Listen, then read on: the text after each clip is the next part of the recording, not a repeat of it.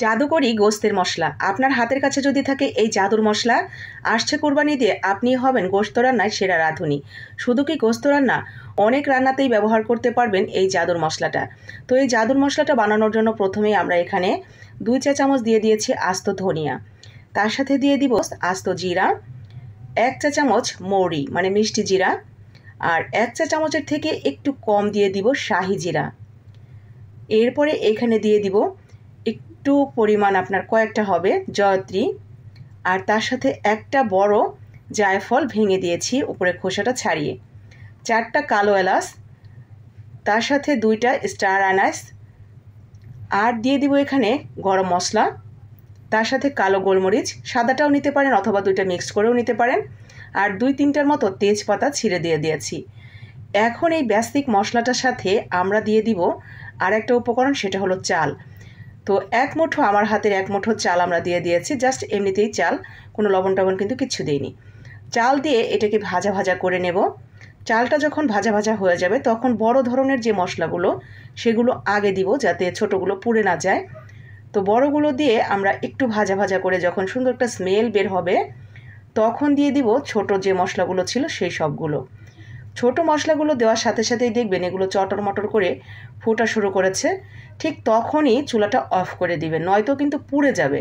তো প্যানটা যতটুকু গরম আছে ততটুকুতেই সব কিছু সুন্দর ভাজা ভাজা হয়ে যাবে। তো প্যানের মধ্যে চুলা বন্ধ করে দেওয়ার পরও এটা অনবরত নেড়ে চেড়ে আমরা সুন্দর করে ভাজা ভাজা করে নেব। এত সুন্দর একটা স্মেল এগুলো ভাজার সময়, মাশাআল্লাহ। তো ভাজা ভাজা যখন হয়ে যাবে এগুলো আমরা অন্য আরেকটা পাত্রে ঢেলে নিয়ে সুন্দর করে ঠান্ডা করে নেব। ঠান্ডা হয়ে গেলে মশলাগুলো আরও অনেক বেশি মচমচা হয়ে যাবে। তো যখন ঠান্ডা হয়ে মচমচা হয়ে যাবে তখন এগুলো কেউ চাইলে পাটায় পিষেও নিতে পারেন, অথবা বাসায় যদি গ্রাইন্ডার মেশিন থাকে বা ব্লেন্ডার, তো একটা মিনি গ্রাইন্ডার আমি সেখানে দিয়ে দিলাম। এখন এগুলোকে সুন্দর করে ভাঙিয়ে নিচ্ছি। মশলাগুলো ভাঙানো শেষ হয়ে গেলে এগুলোকে আমরা একটু চেলে নেব, কারণ এখানে বড় ছোট তেজপাতা অনেক কিছু ব্যবহার করা হয়েছে, একটু গোটা গোটা থেকে যেতে পারে। তো ভাঙানো শেষ, এখন এগুলো আমরা একটা চালনির উপরে নিয়ে সুন্দর করে চেলে নিচ্ছি। চালা হয়ে গেলেই আমাদের কিন্তু জাদুকরি মশলাটা রেডি। এখন একটা এয়ারটাইট বক্সে ভরে এটা আপনারা দীর্ঘদিনের জন্য সংরক্ষণ করতে পারবেন। এই ভাজা মশলাটা সহজে নষ্ট হয় না, আর এই ভাজা মশলাটা দিয়ে আপনি এখন গোশত রান্না, খাসির মাংস, তেহারি, বিরিয়ানি সব কিছুতেই ব্যবহার করতে পারবেন। জাস্ট অল্প একটু মশলা দিলেই রান্নার টেস্ট অনেক গুণ বেড়ে যাবে।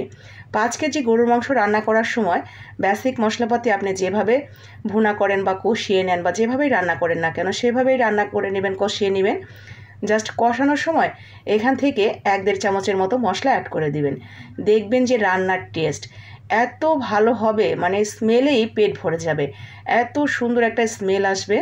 তো ভালো লাগলে বানিয়ে নেবেন। কোরবানির আগেই সবাইকে দেখার জন্য লাইক, কমেন্ট, শেয়ার করে দিবেন।